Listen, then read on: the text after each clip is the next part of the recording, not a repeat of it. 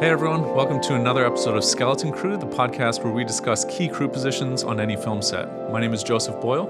My name is Mark Farag. And we're here today talking with Javi Fick. Thanks for coming by, Javi. Yeah, thanks for being here.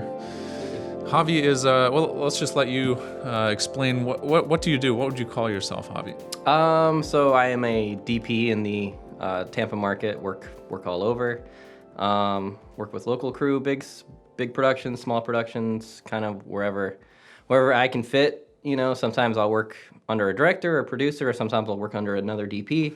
I try to make sure that I'm flexible in my role so that I can collaborate with everybody and anybody that wants to collaborate with me. Sure. Great. Yeah, we've kind of ran into each other on a few sets and liked your work quite a bit. And I was like, let's have him on here. So do you focus more on commercial work, filmmaking, like narrative stuff? Kind of where do you place yourself in this industry? So right now I'm doing a lot of commercials. I think the way our market's set up, Tampa market, or even Florida in general, right now we're very commercial heavy. And I started out as an animator, motion graphics designer, and that's strictly advertising, really. So right now I'm just doing a lot of commercials, done, some music videos to kind of touch on narrative. I've shot a couple, 10-minute shorts. Ultimately, obviously, I think everybody wants to be in the narrative world, but commercial has really given me like this good base of learning to work fast, learning to work with multiple crews on different days. So yeah, I mean, long story short, I'm doing commercials, would love to get into narrative, but I'm kind of taking my time and learning as much as I can. That's great. During that process. Yeah, that's good. So it seems like that's the track a lot of people take is, you got to keep paying the bills. So you go the commercial route or a corporate route or something like that. So let's talk about, like, how did you get into this? Tell us a little bit about your background, maybe what got you interested in filmmaking, or just maybe a little bit about yourself from earlier on. Sure. I think 2011 or maybe 2010, I was working for a production company, like an animation house. And it was like everybody was kind of not doing well. It was probably on the tail end of the recession. And I was newly hired, so then I was the first to be let go. And that kind of sucked at first. I was like, oh, crap. Okay, but then, I was very strong in animation. I was like, well, maybe I'll give it a shot. I have a buddy has some animation work, so kind of partnered with him on a few big projects, and then I was freelancing, and I was like, okay, cool.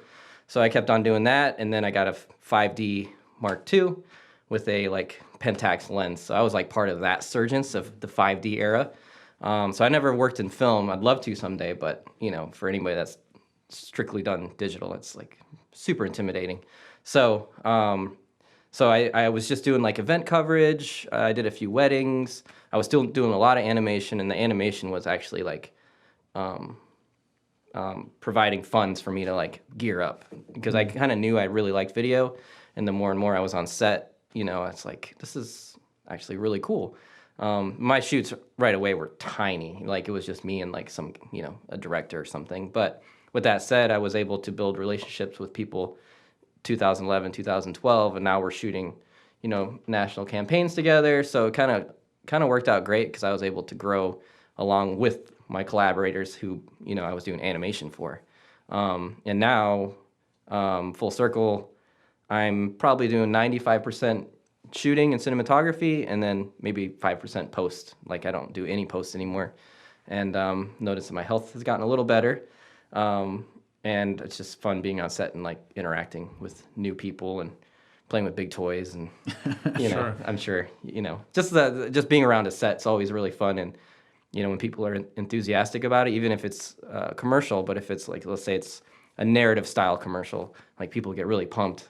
So I love being part of that energy, and then seeing that energy, when you see the edit, usually, and nothing against post-production, but sometimes you don't get to feel like all the effort that goes into one shot when you're editing. And now, having edited and done animation, I appreciate the whole thing, So it's been fun.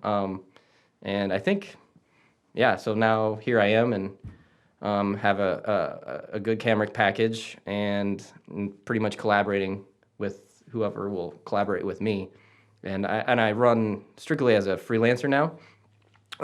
When I was in animation, I have Make Motion as my production company, and that's really what it was there for, is to help bid on animation work and post-production work. But now, as I'm shifting, I just want to be a collaborator. I don't want to compete with other production companies. I just want to kind of come in, help execute, and then kind of be done, I guess. You know? So, but yeah. Yeah, not to butter you up, but that seems like a pretty impressive kind of like track record in a relatively short amount of time. I know some people who have been at it for 10 or 20 years, and I don't think they're quite at the level you are. So well, I appreciate that. Well done, sir. Just trying to survive, I suppose. And the nice thing about post-production is I've been able to see a lot of images. I have a couple of really good mentors that I send my images to, and like just tell it how it is, and luckily I've had a lot of support and good crew to help me along the journey. But yeah, it's been awesome. Do your mentors deal with you harshly? Do you ever get harsh words? Yeah, there's been a few where I'm like, man, I'm doing something wrong. But the way you take criticism is you digest it, right? You don't react to it, so that when you've digested it and then you look at your work and you're like, okay, I see where that was, and at first it's like, man, I don't know if I'm cut out for this, but now it's like, no, they can see the potential to make the work better, and my, the people I work with, they know how to talk to people. Like, one of my mentors is a really good director, so he just knows how to talk to people. So having those kind of people around you, and then, I try to pay it forward. So, there's a couple guys that show me their stuff, and it's just like this circle, I think, that you can kind of create and be humble and be real. There's nothing wrong with giving and receiving constructive criticism, because it makes your work better, and maybe your path to get where you want shorter, because you're open to that kind of stuff. So yeah. So was there a moment or a specific criticism or something that was really influential for you, where you think, I was doing something and then they told me this, and then I realized a big change needed to happen, or maybe didn't need to happen, but maybe something just really sticks with you when you look back through times that you've sort of received that constructive criticism? Sure. Let me think. I guess maybe on the lighting side, because a lot of my work right away was commercial, so it's just make the light look nice, right? And then the talent just kind of falls into place, and you just get the shot. And now I've been looking at things more narratively, and then when you're filming someone, you want to film them and catch their movement at the same time, and then maybe move away or go back into it. I wasn't paying attention to nuances of eye line and action and hand movement. I was never looking at that kind of stuff. So I had a good, I had some criticism on that, and I was like, okay, so cool. So I just need to pay attention a little bit more. When I'm operating, I need to pay attention to the action, because you should light before you operate, right? So, and then on the lighting side, I learned a lot about ratios, and I kind of always knew about ratios, like you talk about that, but you start to pay attention to it. So I was always like, all right, I just need to make my background darker, so my action is forward. Yeah. Explain a ratio real quick for any people who aren't privy to the information. Yeah. So ratios are, it's, how do you even describe it? It's ratio is your light to dark. So let's say your skin is a ratio of 1 and you want, or a ratio of 2, and you want the background to be a ratio of 0 or a ratio of 1. So you want the background to fall dark. So I like to shoot in places that have painted walls. Having white walls, your ratio is actually the opposite. So which can work, but sometimes you're thrown off because your wall is so bright and your skin is so dark. So I like to kind of pay attention to that, and you always want to kind of embrace the lighting that's happening on set. Mark, we shot ourselves in the foot. We have white walls. Oh my goodness. Oh no. Goodness. That's okay. It's not spilled on anything. Yeah, it's not on your Okay, keep going. It's all good. Well, speaking of these white walls, how would you light this scene if you were taking a stab at it? Give us constructive criticism. Oh man, This is good. I mean, like, and with all that said, though, like everybody has their own style and their own way of showing the action they want in their frame. You know, like maybe, you know, I've been on multiple infomercial shoots. Like everything's bright, but that's what you want. You don't want moody. You don't want hard, you know, high ratios. So.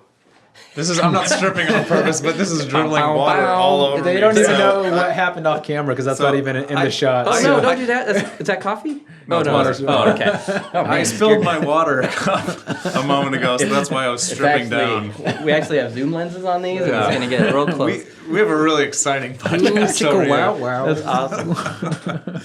Goodness. Gosh, I'm sorry to interrupt that whole No, discussion. that's great. So yeah, you were talking about like infomercials, for instance. They have a tendency to go super bright, and Yeah. So nothing wrong with different styles of lighting, and that's one thing I've learned as a DP is like I'll work under other DPs and they'll light something a certain way, and just because I don't light it that way doesn't mean I have to hate it. You know, like there's something to learn from somebody else's style or to take away, right? You don't have to like be like that sucks. Like, and you should never say that about other people's work. I feel like, you know, maybe when you're starting out and you're green, you criticize other people, but that's really reflecting on your own work, in my opinion.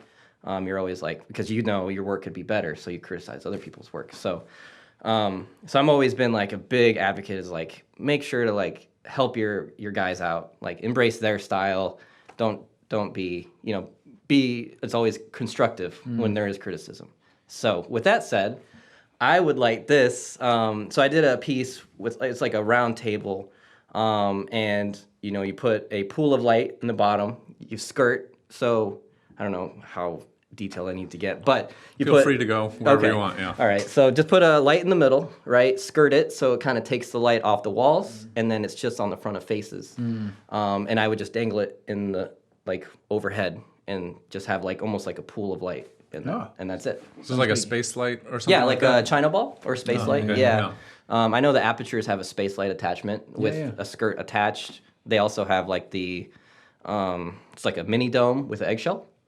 That's how it. kind of keep it off the walls a little bit, more separation, like you were talking about earlier. Yeah, but like at the same time, like I was shooting something that was like supposed to look more dramatic. Right. You know, like we had over the shoulder shots, you know, things with like foreground and stuff. So yeah, it depends on the mood and the vibe and stuff, because like, you know, I mean, I think this is fine because it's one source. You know, it's not, you don't have like lights going all over. Right. So I'm looking at you and I see that side is just a little bit darker, and that makes me Makes you happy? Yeah, it makes me happy. I like edges, you know, like dark edges and stuff. We also did that too because my darker skin. So Yeah, absolutely. Yeah. I need to absorb that light. Yeah. Well, yeah, I think criticism, healthy, constructive criticism is great. I want people to empty red pens on my scripts if I can trust their input. Right. And if they come from a place of experience and wisdom, like if they have certain notes that are kind of beyond me, but I get the sense that some of their other notes in the past have been spot on, I will try my best to just trust what they're saying. I might fight them still. Of course. It depends. There's a certain intuition I have, and Yeah. I think it's great. I remember in high school, actually, I think it was my junior year, best teacher I ever had, Lawrence Stripmatter.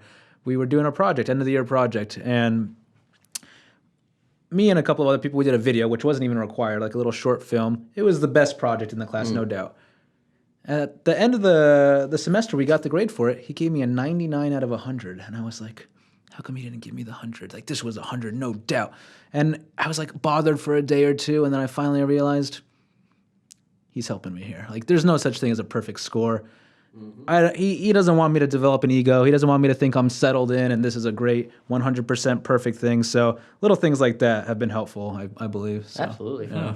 Yeah, that's a good story. Anyway, That's good. Actually, we were eating dinner once, and we had a really good waiter. oh, you ruined it. You ruined the waiter. You ruined him. He was such a good waiter. You Yeah. know, he was there when you needed him, but he wasn't up in your business all the time. And I was like, Mark, this guy's really good. I should tell him he's a good waiter. And you're like, no, don't tell him he's a good waiter. Do not tell him he's a good waiter. You are gonna ruin this man. Did you wait table? I've never done it, but I okay. just felt like no, I haven't. But I just feel like it's what makes it beautiful is the ignorance of it. And if you say something, it will pollute it. It's best just to not even mention it anyway. I told him, but it was mostly just to mess with you a little bit. But I mean, I wanted to let the guy know he did a good job. A little pat on the back is good. If someone's like, "That's the best work ever. You're incredible," that becomes dangerous in my book. So unless you're Roger Deakins, then. And then you listen to when he accepted his Oscar, and you're like, you can tell he's super humble. Exactly. Yeah. And you're like, no. Speaking of Deakins, do you have any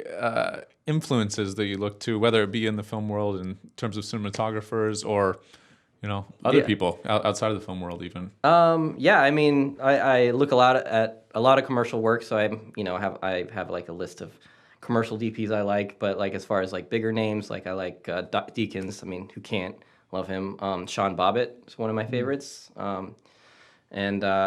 What is Sean Bobbitt? The name sounds familiar, but what In is Between the Pines, I think, is like one of his big films. And I just like, and I didn't even know of him. He's old school.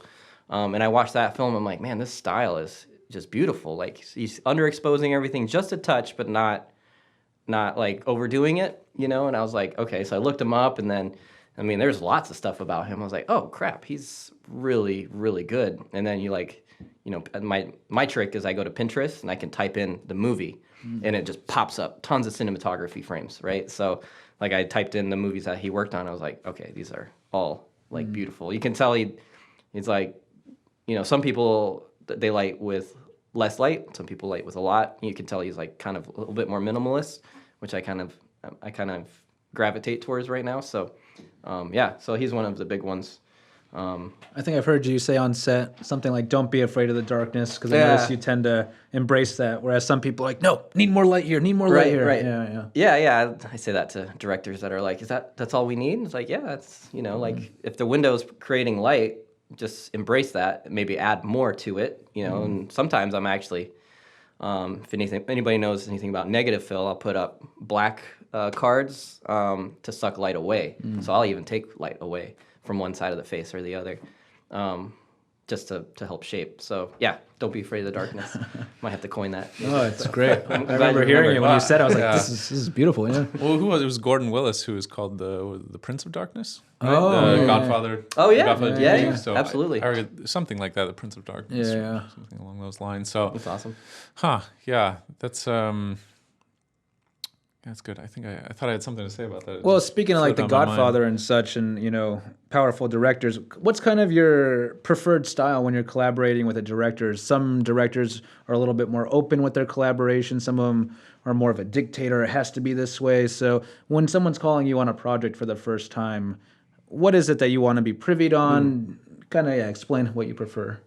Yeah, that's a good question, because every director is so different in their workflow, and you never want to disrupt that workflow. So like some directors are a little bit more freestyle. They just have a shot list. Some of them have like storyboards, mood boards, like a whole plethora. Some people, I've showed up on set or been in pre-production, and they show up with an animatic. It's like fully done, and we just have to shoot these sections. And like I don't have really any preference. Like I just want to make sure the director's happy and likes my work. I get really picky on the lighting side, because that's something I have complete control over. But like some, like I do like directors that are more collaborative, and I call it, I think this, I like to freestyle once in a while. I like to give my directors a little bit more footage if they want it. So it's just a matter of trying to figure out how the director operates, and then kind of molding to that, because most of the time, like they'll say, what do I got to do to make the project better? I was like, well, you just be you, do what you feel would help you do the project, and I'll attach myself, and help you execute. But yeah, I mean, I don't really have, a like or dislike. I don't like people that yell. Like I like good vibes on set. There's, you hear of the stories like old schoolers and even new schoolers, really. People like in a bad mood, very angry at their crew, and then their hugs and kisses at the end. It's like, but why can't the process be like that? Why can't you hug and kiss the whole time? I know, right? It's so much better. It's like, like a lot of people choose to be there, right? It's not like you have to be on set. So I always feel like, good vibes all the time, no matter what. Even if things go wrong, we were on a big shoot, hockey players like going around us, and one of the receivers was just like stop transmitting because it was cold. And we're like, okay, well, we can huff and puff, or we can figure out a solution while we fix this. And that's, like the DP I was working under, I was technically an op for that job, and he was super chill. And I was like, yeah, this guy gets it, So that's really what I gravitate towards, is good vibes and people that want to just do good work. And then if you get a shot and you get excited about it, like that's exciting. So I guess maybe just the excitement of a project and the director being excited about it is what I gravitate towards.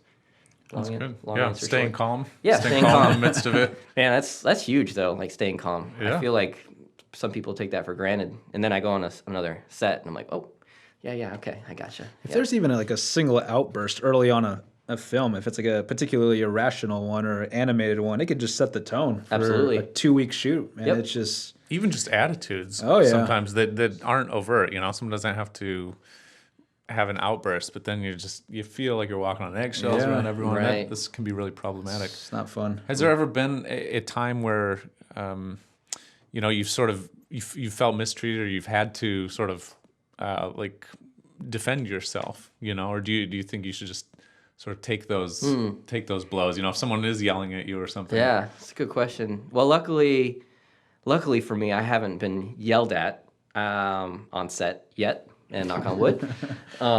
But I mean, I have been on things where the director is questioning why I was setting up something a certain way, right? Like that's every DP, small or big, is going to go through that. Like either it's a client asking why you're shooting it that way, or a director, And I had one that was really confused as to why I lit something a certain way. And, Sure.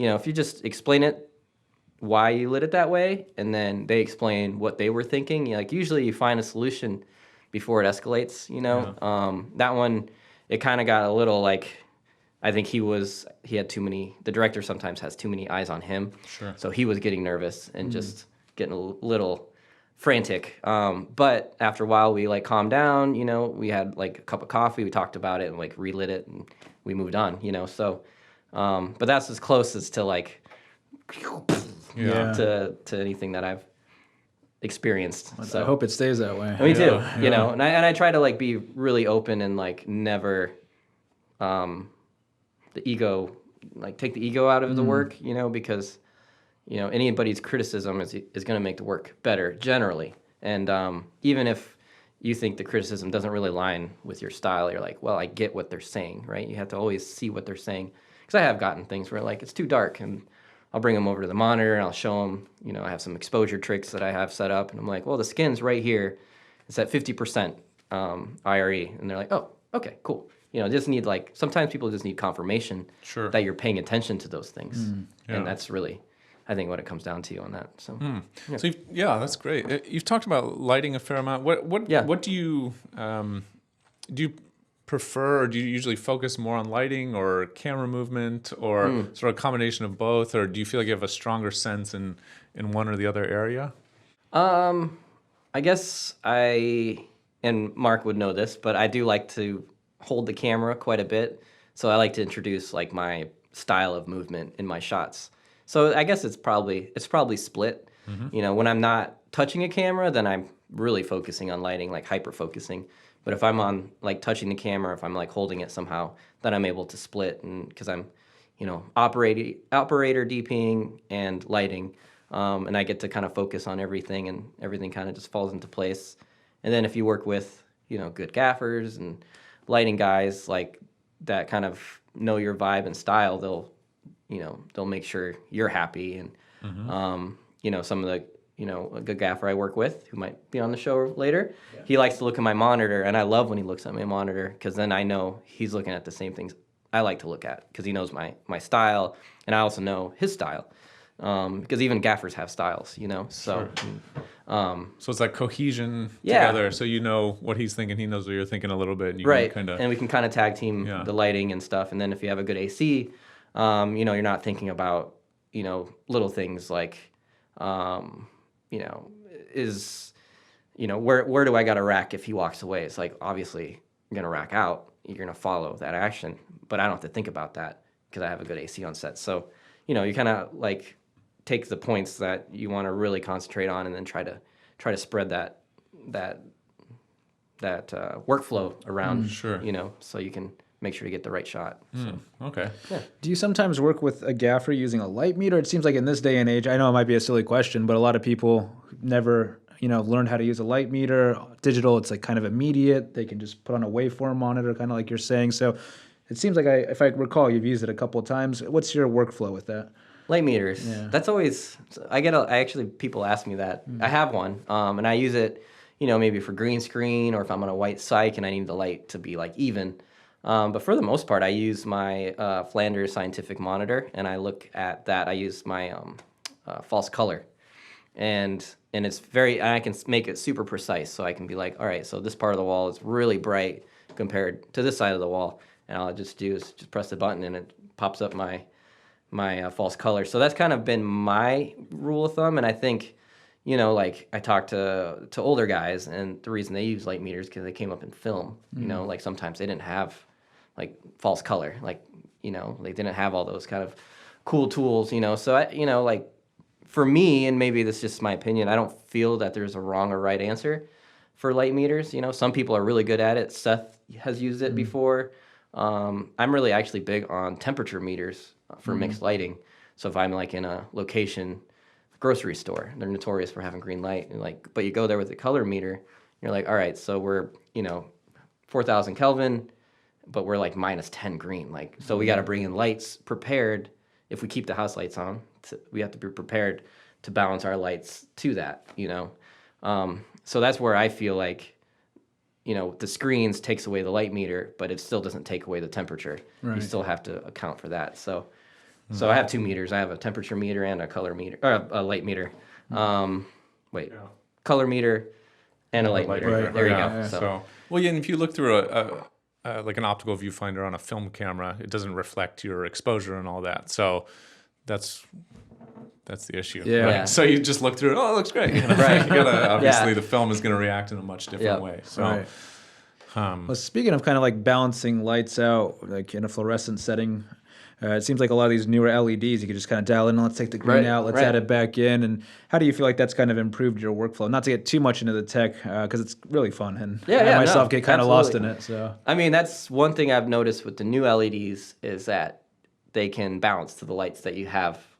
I call it house lights. So whatever lights are like already there, whatever windows are passing light through, you call that house light. And you can, like sometimes what I'll do if I don't have time to break out my color meter is I'll just white balance my camera to what the lights are without any of my lights on yet. So, I'll make a reading, and then I'll see, these lights are kind of right in the middle. So I'll take all my LEDs and I'll put them kind of right in the middle and just see, and I kind of eyeball it. And then maybe if I have time, I'll, take the color meter out. Seth sometimes has it, or my gaffer. He'll have it on his hip and he'll be taking readings and stuff to just make sure we're okay. But yeah, I mean, having that flexibility is huge because it's just like you can have one guy, with house lights matching everything. Before it's like you have to put gel on the lights and, plus green, 16th green or an 8th green, half green, whatever it is, it goes, it can get really technical where this one's just like, it's just a knob. I'm like, I feel like I'm cheating, but whatever, it's the tool I'm given, and apertures are, they're not cheap, but they're definitely not expensive, so to have that kind of flexibility so fast is amazing. You know? So. Yeah. Is there a certain brand of lights that you prefer to work with, or are they all LED now? Or do you work with tungsten lights or HMIs or?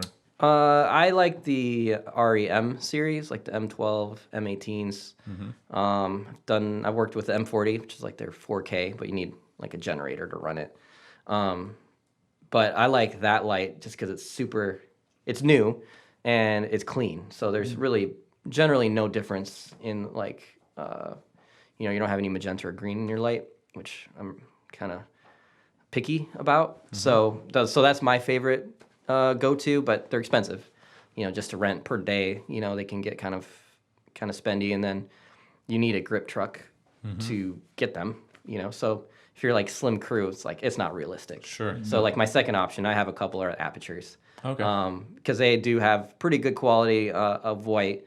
Sometimes they shift depending on, I don't know if it's electricity. We were just talking about that. It seems like they're great lights, but there's like some quality control variants. I'm not sure where we can have two identical lights and there'll be a 200 to 300 degree difference in color. And I noticed that. But sometimes then you go to a different place and they're like right on. I don't know what that is. It could be me. But like with those apertures, if you're in a setting where the windows are tinted and you still it has like HMI quality, it's white light, but you have to worry about the color shifting again. So everything has their strengths and weaknesses, but like if I had an M12, I would just put it outside and shoot through the window tint, so I wouldn't have to worry about I would just embrace the sun and just shoot more. That's getting a little more technical, but so long story short, I like the RE series, and then for anything small, it's like the apertures. Sure. Light panels are really cool. I shot in New York, just me, director, and a sound / grip. He was like able to do both, and we were able to just do it with light panels and windows. So I mean, it's kind of roll with what you get, and then you find the strengths and weaknesses. But Yeah. What about diffusion? Do you have a certain type of diffusion that you like, or do you use diffusion a lot, or you use hard light, soft light? I like. I guess it depends. I like a lot of quarter grid stuff, but I also like to just shoot light into the walls and into the ceilings because it creates more of a ambient feel rather than like this kind of traditional key that you see. Like sometimes you can see someone's eye line, and you can see there's a light like right here, and it's a DP. You see those things, and that's great to notice that. But sometimes I just want to, sometimes you don't need a strong eye light. You just need some light. You mean because of reflections in their eyes? Yeah. Like you'll see like 4 lights, like 4 dots, in like any normal setting, unless it's like you're in the corner of a house. That's the only time you're gonna see that many like lights, and that's if you're doing like close-ups too. Yeah. And that's why like this could get super technical. I don't even remember what the question is anymore. That's all right. We're just going down the rabbit hole. So I don't know. Actually, I don't remember. Regarding diffusion, I guess. Oh, diffusion. Yeah. Yeah. Quarter grid. Quarter grids, and I like to bounce my light. I'll use polyboards. I've heard them called white cards. Whatever. 4x4 white. I'll bounce it into that, and then just kind of fill a room, and then I'll just, again, I'll suck some light away with some negative fill. Okay. Well, it's something Joe and I were talking about, diffusion also for lenses. It seems like, of course, with these higher and higher resolution sensors coming out, 4K, 8K and such, it's almost too clean of a look where you have to start now softening these ultra sharp lenses. Sure. And Which is kind of funny, actually. Yeah, We're it's like, just we like- need more Ks. We're like, this is too sharp. I mean, I think we're capped right now on the Ks because like people are doing everything they can to soften up their sensor now. Like I have a set of old Cook Speed Pancros because I like that vintage look on the digital sensor, and I've never really shot with film, so I'm not, but I've seen it. Like you see it on the computer. I've edited with it, and I'm like, you can see the difference. And like you put older things, black Pro Mists are super popular. You put that on front of your sensor to just try to soften it up, and and that's also a style thing because some people love that clinical feel, like sharp blacks. Your whites never bleed. Some people love that, and I think it's just like a preferential thing. Some people love the like a newer Zeiss lens on a 8K sensor, and it's like super sharp, but it works. And then some people love the Alexa 2.8 with really old lenses. So it's just a matter of Yeah. Matter of What do you think so Mark and I have discussed this for years actually, the idea that you can get a lens for this lens we're shooting with is like a $75. I got it for $75 on Sure. eBay Yeah, yeah. or something, Yeah. versus that lens, which is a cinema lens, might be however much, About thousands $2,000, of dollars, let's just say couple grand. yeah. So when you look at the distinction between the prices of lenses, you can use a $5,000 or $10,000 lens or like $100 or $200 lens. Do you think there's that much disparity between the images that they produce, or what are? How do you is break it down worth the it? differences and such? Yeah. Oh man. How do you break it down? Because I mean, for me, it's just the style of it. Like every lens has style. Like the Canon CNEs, super crisp, super fast, but they're very clinical. And then you have like the Cooke S4s, and they're pretty crisp, but then they soften up around the edges. So like, like my advice to anybody that's like looking at things is just try out lenses and see what you like. But as far as like seeing the difference, like I've seen work shot with a 24-70 Canon L lens attached to an Alexa, and I'm like, wow, this looks freaking awesome. And they put black pro mist in the front, and then you see something with a master anamorphic, and you're like, hey, like it's just a matter of like, the camera and the settings and the all that technical part to fit that camera guys or that DPs. The person behind it. Yeah. Because I've seen, red stuff that looks like garbage. Yeah. And then you see something that's shot on a 5D or Right. an old camera, like an old Panasonic DVX camera. You're like, oh, Right. that looks great. Yeah, yeah. So it all depends, I think, on the mind that's behind it. Absolutely. Not the, yeah, not and the technology. like there's always that battle, like, oh, you don't judge, or what is it? You don't ever ask a painter what kind of paintbrush Right. he uses. But like in our world, I feel like, once you start trying out these different things and you notice like the little nuances between a red sensor and an RE sensor, or a Canon lens and a Pentax lens, like those two like vintage style lenses. You're like, oh, okay, I like what this one does. You weigh your pros and cons, and I think that's where for me it's fun, because like you kind of find your style, and you're, like I like to take my work and analyze my work after I'm done with the job. I'm like, I didn't like the way that did that, like, so I'm like, my 32 was vignetting way too hard on that shot, but my 40 millimeter, man, that looks perfect. Maybe I just, on that kind of shot, I just back up, and I don't have to worry so much about vignetting, or, so like little things like that. It's like learning the strengths of each lens and then utilizing that, because I have I think $100 Pentax Takumar lens. I have one of those, 1.4. It was a 50 1.4. It's amazing. I shot with it on my 5D. I put it on other cameras, and like it's super cool. That sort of yellow tint. Yeah, it has a yellow tint to it. But it has like amazing bokeh. It's like super beautiful and vintage, and it's a $100 lens, and you can get a $4,000 clinical lens, and you might not like it based on your style. Sure. Yeah. So Speaking of like bokeh and clinical, I just remember years ago when I was getting more into cinematography and stepping away from photography, I just thought the most important thing in a lens is its sharpness. If it's sharp, you got to have it. And Sure. I always would wonder what people meant by like, oh, the rendering of this lens is different as opposed to this one. And I would like to think over time I'm starting to get a better sense of like bokeh and, just color styles and warmer. There's a little bit of green tint to it, just a certain rendering. So it's a challenge. I don't think I'm quite there to the point where View and other DPs are at, but I find it kind of fascinating. At first I was like, you guys are crazy, like rendering this. I just like, what does this even mean? So I know you and I have talked about this too, Joe. So I mean, you're always learning though. Yeah, Like yeah. I've never stopped learning. Like I'll know a bit of knowledge based on what I've done, but somebody could have done the exact same, like, personal tests, and their findings are Right. completely different. So it's like, I don't think there's a right or wrong, and Do you find it, has anyone ever, I mean, I think all camera people get this at some point where someone's like, oh, it looks so good. What camera did you use? It's kind of like the paintbrush. Right. And you're just like, oh, man. if they're asking that question, then maybe something didn't go right. Yeah. Well, some people, some people like, I shot on anamorphics, and they're like, what anamorphics you shoot? So like there's like, I try not to fault that question, but sometimes it gets a little, you're like, well, Sure. I mean, I'll ask it still. Yeah, of course. I'll still ask it. mean, I'm like, what did you shoot on? But I think there's a distinction sometimes where you get the sense that people are saying, it was the technology that achieved this. It was solely the technology. If I get that, then I will be able to do that. Sure. And so, but yeah, I mean, like you said, you want to continue learning from people and saying, what were you shooting on, and what were your settings, and all that. It's like it's one of those things. It's a battle that you have to kind of deal with. Like I still remember one of my first commercial jobs.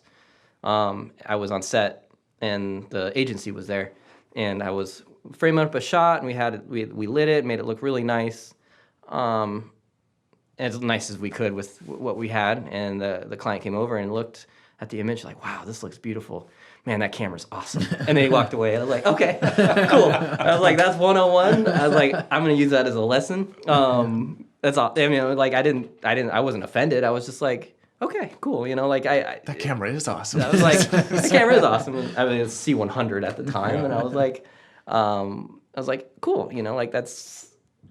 I didn't. Yeah, I don't know where I was going with that. But you didn't take offense to it. I didn't take offense to it. Sure. Yeah. And I think that's a good way to approach things, is not to be like, oh my God, how dare you? I got to go lecture him on. Yeah, but I did remember it because I was just like, that is like, something, and you still deal with that. I think you're going to deal with that all your life. It's like, that camera's awesome. I'm like, okay, cool. Yeah, but like there was a lot, the director put in hours of pre-production to get that shot. And technically I'm just a very small cog to how the production achieved that shot. Like the camera is just capturing what all the work was done. So so if anybody should be like offended by it, I feel like directors should be offended by that. It's like, man, that camera's awesome. And the director's just in the corner like, I did that, like what? And the DP is just like, I just put a light over there and the camera here, so. Push the red button, got lucky. Right, yeah. Sometimes, luck is the best thing on the DP side. So, yeah. Well, going back to the director again, though, I've heard like many romanticizations of like how the relationship between a director and a DP should be. I've heard like sometimes it's like this dominant, submissive dance where you go back and forth. I guess like my question is, when you are collaborating, let's say a director comes to you and says, hey, Javi, this is what I want to do, and I want to shoot on these lenses, and I want it to be lit this way, and I want it to be colored this way. Is that to the point where you're like, maybe if this director knows what they're doing, I can trust this? Or is it more like, well, this isn't too collaborative, I'm not really into this? I know everyone's different, so sure. Kind of, yeah. That happens once in a while where there's a very strong vision, and your input's very minimal. And I think that's okay too, because when you're on set, I mean, you can plan out a shoot. Every minute can be planned out, but it always changes, right? So, you'll start and it takes an extra 30 minutes to light the first shot. It's like the first shot always takes longest, I feel like. And you're like, okay, so now we have to pick back up. So now things start to become organic. And even the most planned shoots, you get to put your input in the, sometimes it can be a little, like, man, I don't know, like it's like so planned out that you don't know if you're doing a good job. And I think that's like where you have to make sure that you have to drop your ego and like, it's okay that everything's bright, that's just what it is. And, you just have to be open to collaboration, but you can, there's always times where you can kind of make something feel like, okay, this feels good, or you can, if you have like major concerns, you pick your battles. You're like, this scene, I just don't know, like I'm trying to picture it in my edit. Can you explain how this is going to work? And then maybe we can figure out how I can shoot that properly for you. You know what I mean? So I think just asking questions and being mindful, but like never saying that this sucks or going into it with a bad attitude. If you truly feel that like you're not right for the job, don't take the job, right? And don't collaborate with someone. And be honest too. Like I think, like honesty is always good, and just being like, yeah, I don't think I've ever turned down a job because of that, but I've definitely said, I think there's times where it might not feel exactly how it's going to look on how you picture it. So I just want to make sure, as we're moving, just make it clear that things can shift and that the director, but if it's an experienced director, they know, and they have a vision, and they have the references, they have their boards and script, and you kind of just fit into the system the best way you can, and not take it personally if things aren't perfect. Or at the end of the world, it's advertising for the style of work I do. So you just can't be upset about things. For me, I'm just grateful to like work and be on set after being in post-production for so long. If there's a different style of collaboration I have to deal with for a day, like that's pretty cool, because then every situation's a lesson for your next job or your next year or something like that. So yeah, we've talked a little bit, a fair amount, I guess, about the subjective nature of a lot of these things. Your lens choice and all of this. Sometimes people talk about the concept of the language of cinema, and they say essentially, as our language is set, it's almost the concept that certain shots mean certain things. Do you buy that concept, and do you sort of stick to that? Do you study cinema? So you're thinking like, if you create a shot, it has to mean something metaphorically? Is that what you're thinking? Well, so some people will talk about it in the sense that, like, okay, let's say there's a camera shot from a low angle, and so someone looks very large, and so that's suggesting that they're larger than life or something like that. Sure. But the way I hear it talked about a lot of times, it's almost as if it's a language. People do say the language of cinema. Oh, sure. Do you think that's more of a subjective thing, or do you think you should study and say, okay, it generally means this, and I should abide by that? Yeah, I mean, there are like rules, right, that you can study and like learn maybe traditionally how it is, but I don't think that if you do something different than that rule, that doesn't mean it's wrong. Because like, let's say you put the camera lower, it could be that they're a hero, or it could mean that they are a bad person. So it can mean a bunch of different things depending on wardrobe, lighting, so like the way you approach that shot can mean different things, and that's why like it's hard to, rules. Like the 180 rule is kind of maybe, a little bit more one of those rules that I try not to break too much, because it's disorienting. Yeah, in advertising, sometimes you get, for one scene, only 3 shots make it into the edit, and if you're like all over, you're like, your viewer doesn't know what's going on. But if you're David Fincher, like he puts 20 different angles for a dialogue, and there's only 3 people in the scene, and he's breaking all kinds of different things are happening, but it works because it's helping his story, and it's creating confusion, or it's creating clarity, and you don't, like he's actually a really good director to study, because he's so hands-on on the camera. So, like there's reasons why, he'll take his camera and just lower it when his actor is saying something that's profound, or, like there's like subtle things that I've taken away from that. Like I've gotten, I'm still learning it, but I'm trying to learn when to do push-ins and when to do pull-outs on camera.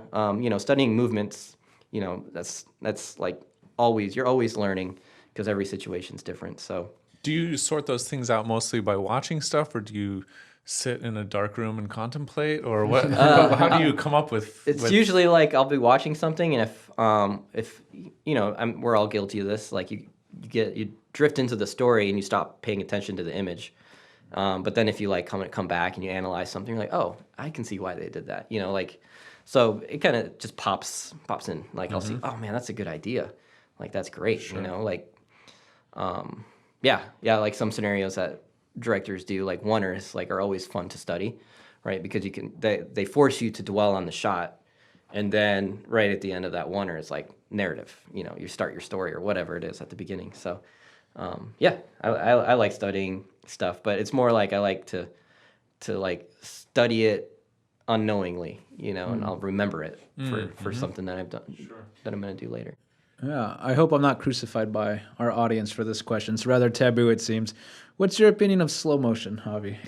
Oh no. Seems like oh no. It's Joe and I have very strong opinions. We are in agreement, but it seems like we're kind of like the outliers on this, and it's just I don't even. I'll let you speak first. I ask the question. Okay. I don't want to. I want to hear your opinions on it too. So slow motion, I think there's a time and place for slow motion, and then there's a time and place for real time, right? Just for my style, and when I shoot in real time, I feel like you're with the action. When you're shooting slow motion, you're away from it. You're observing it, like almost more third person. So, I guess it just depends. Like I've done shoots, like half of it at 48 frames per second, and then the other half at real time, just because I like to bring maybe more of a stylistic approach to it. Actually, I think you AC'd one of those jobs for me. Yeah. And then sometimes you'll do the whole job in real time and not one clip of slow-mo, because I just feel like maybe you're more in the action as real time. But I don't really have an opinion on it. I do think it's super dangerous to shoot everything in slow-mo and call it coverage. Be like, okay, well, we're shooting this at 60 frames per second, so we have 20 clips. That's enough for 30 with slow-mo. Like that can be dangerous. I feel like even if it's slow-mo, you still need to like plan it out. It's good for event coverage, weddings, things like that, where the variable is so different. You might need space, but if you have a planned shoot, you should definitely plan your frame rate. Right. Or even cover it both ways. Cover it in real time and then cover it in slow-mo, so you have flexibility and edit. That's my opinion. Oh no, that's great. Yeah. Yeah. I think my concern a lot of times is that slow motion is often synonymous with cinematic in people's eyes, and just anything that's very mundane or I don't understand it. It lends a false sense of epic nature to anything. Oh, true. You could be sneezing, and it's like, wow, and I think that's good in some moments, but when it's overused, it sucks the power out of those moments. Right. And I love slow motion when it's really well done, and there's a few films where I remember slow motion. One of them is Deacon's The Village. Great stuff. What a great stuff. The hand. The reaching. hand. I don't know if our audience knows what we're talking about. Watch we're just the like, film just for the There you shot. go. Yeah. Do you know the shot? Or do you know the film? I know the film, and I Okay. need to watch it again. It's just like a quick shot. It's been a few years since I kind of remember the hand. It comes out of the darkness. It comes out the door. Yeah, exactly. Yeah, okay. I think. Yeah. Or no, sorry, is there a hand? It comes out of the background. I don't Yeah, remember. it's like against darkness though. Just Okay. Yeah, so I mean that's memorable. But when I watch, I sort of think of.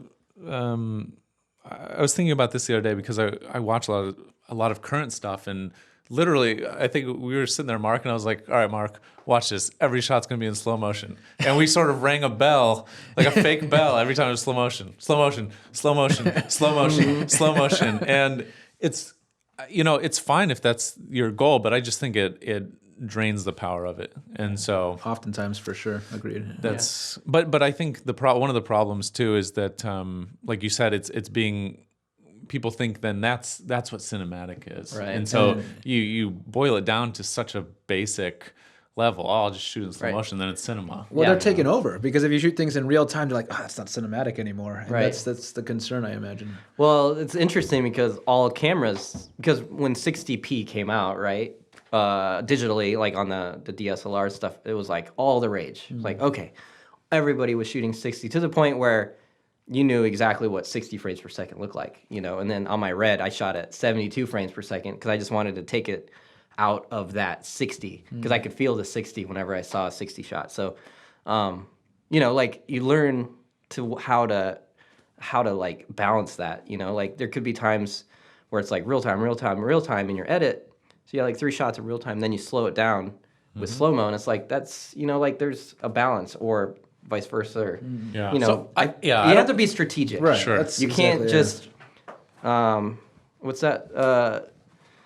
Pray and spray, or spray and pray. Yeah. Spray and pray. Yeah, you don't want to just like shoot a bunch of stuff and then hope you got it because you shot it in slow mo. Exactly, You yeah. know, like That's the first time I've heard that phrase attributed to slow motion. I like it. Yeah, Spraying I mean, and praying. you just have to be. It's Yeah. like I said, it's dangerous if it's just like the whole thing, because your edit is not going to feel. It's not going to feel right in order to create some sort of dynamic tension in your edit, you're gonna have to cut slower and faster. But your shots are all slow, you know, so you don't get that feeling. And then if you speed it up, you get that like staccato look, right? You lose motion blur. Don't speed up. Slow motion.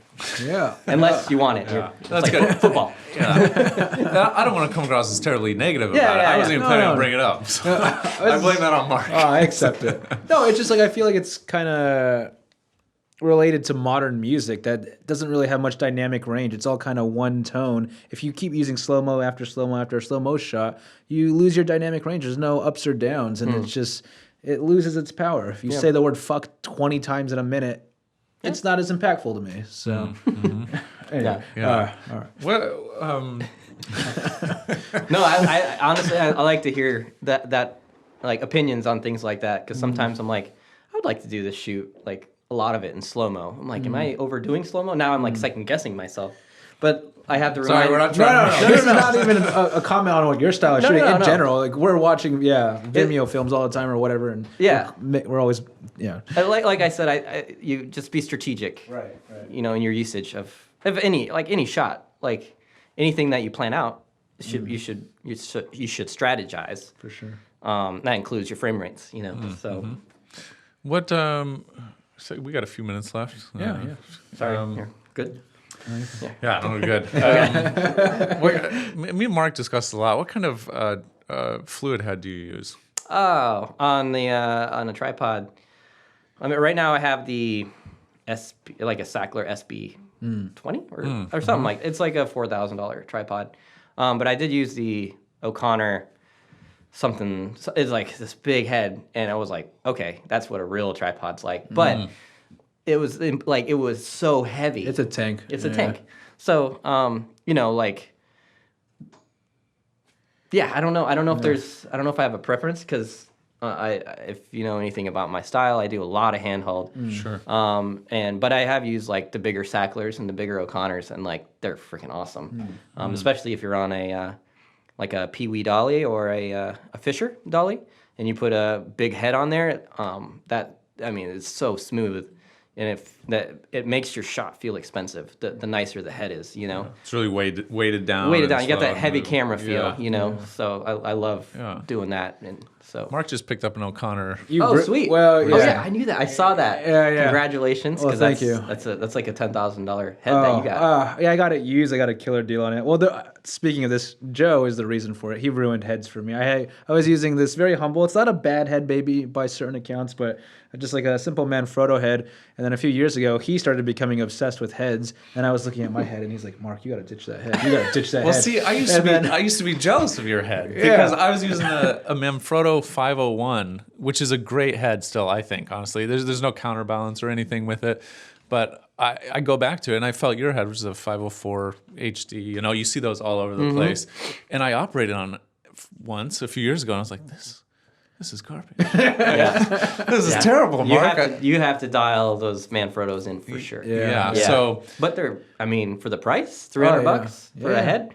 Well, yeah. I mean, it's so if you're sitting there, you know, it's fine. But I mean, this old 501, I've had it for 15 years or probably not quite that long, maybe like 13 years, and it's great. I've operated on it, That's awesome. just testing out. But then I found Vinton heads, and people. Heard of Yeah, see, nobody hears them, but you had a Zottler head a few years ago too. That was a good one too. Yeah, they're good. My issue with them is their counterbalance mechanism is only stepped, so you can't.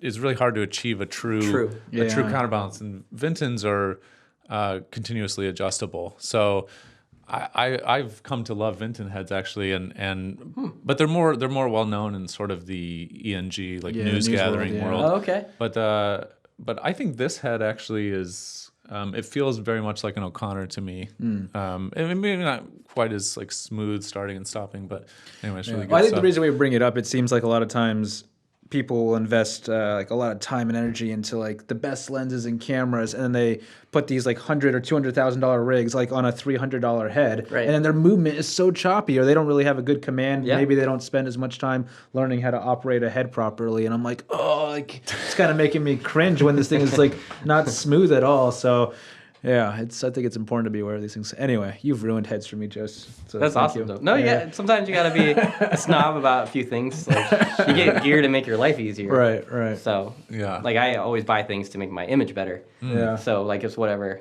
the style of how you invest in your stuff. So Yeah, you just got to choose what to be a snob about. exactly. You can't be a snob about everything. I'm snob about lenses and coffee. Okay. So yeah. Well, It's a good balance. yeah, that's good. Those are good places to place your snobbery. Right, for sure. What are you working on these days, Javi? And do you have any, are you hoping to do more narrative in the future? I know you said you're sort of ramping up and moving slowly towards that. Do you have any projects on the horizon? So I just wrapped up a couple projects for NHL teams because their season's starting. So I did some stuff for the Lightning, for Fox Sports, and then I did some commercials for the Arizona Coyotes for their commercials, their broadcast commercials. So been doing, weirdly, like a lot of sports lately. I did some football promos. So been doing some of those. So more like action-based style cinematography. But I got, I just did last November. I went to LA and shot a 7-minute short, and every shot is from the inside of a refrigerator. So you open the refrigerator and it's a different time of day, different characters or whatever. So time progresses, and so that was super challenging. But that was really my first real narrative where there was a script with hard dialogue and hard deliveries. Where with commercials you can it's a little more flexible, especially if there's no dialogue. You can we got that shot. We'll make it up on the next one. This one's everything has to be perfect. Otherwise the story is done, especially with everything being inside of a refrigerator. There's no cutting out scenes. So that was really cool, and that got me really excited about narrative. I was like, man, this could be a lot of fun. The other end of narrative that scares me as far as cinematography is the amount of time that cinematographers invest in narrative films. Usually they're 12-hour days for DPs, sometimes 14-hour days. And I'm a dad now, and I don't want to. I purposely have not moved to a bigger market to try to get bigger jobs. I'm just trying to create kind of this, kind of putting my foot down in this market and just kind of achieving jobs here and trying to get the bigger jobs here without leaving my family. For me, it's just really tough for me to leave my kid, and we have another one on the way. So right now, I haven't been in a super rush to get work on a feature, and even so it's technically my cousin-in-law, she's EPing a show on AMC that's being shot in Rhode Island, and I don't know if I can say that. It's being shot somewhere in New somewhere England. in the Northeast. There we go. We might beep it out if necessary. Okay, yeah. And she's like, I could probably get you on that job if you want. She's like, what would you do? And I was like, well, I'd be comfortable maybe opping on BCam or something like that, And she's like, okay. And then we were talking, and she's like, well, they're shooting for 7 months. I'm like, I'm out. Oh, wow. So I'm like, I'm right at that point where, maybe in 10 years or so, I'd want to work on those 3-month features, large TV shows. But I think right now, I wouldn't mind working on the big commercials, where it's a 2-week job and then come back. I think that's where I want to be right now. So long story short, I want to work on movies, but right now I just want to work maybe on bigger jobs and maybe shorts, so I can keep on spending lots of time with my family. So Sure, that's great. Well, that's good. It's Yeah. good focus. Yeah. Congratulations on your new edition coming soon. yeah, thank you. Yeah, Appreciate that's that. Great. Yeah. Where can people find your work? I try to keep my stuff updated on my website. It's javifick.com. And I try to post a bunch on Instagram. A lot of my collaborators like to see that I'm busy, and if I was to give any advice to somebody that's working and trying to grab more collaborators, is to also focus on the current ones you have, and showing them that you're busy and that you're learning makes them want to work with you more. They're like, oh, awesome, he's working on this. that's spurring ideas for their project, you know. So I'm a big believer in taking care of your collaborators, taking care of your crew, so that you can, you know, make your work better and post on your website, show them off on Instagram, show your crew off, you know. So, yeah. That's great. Very We'll, cool, we'll put a link to your website in the notes below the show. Great, thank you. Yeah, and thanks again for joining us, Javi. Appreciate it. Thanks for having me. It's awesome being on this side of the camera. Yeah. Thanks for being here. So everyone out there, like us, subscribe. Check out Javi's work. Yeah, leave us a review. Yeah, sorry. Check out Javi's work. Yeah, I covered that. We'll put his website. I went off on a tangent on that, so it's all good. Yeah. Anyway, do all those things. That helps us out, and we'll see you next time. All right, thanks. Bye. If you enjoyed this, please like, subscribe, leave us a review, and share it with your friends. You can find links and information about our guests in the show notes or description below. Music by Ian Kreider. To contact us, please visit SkeletonCrewPodcast.com. Thanks for listening.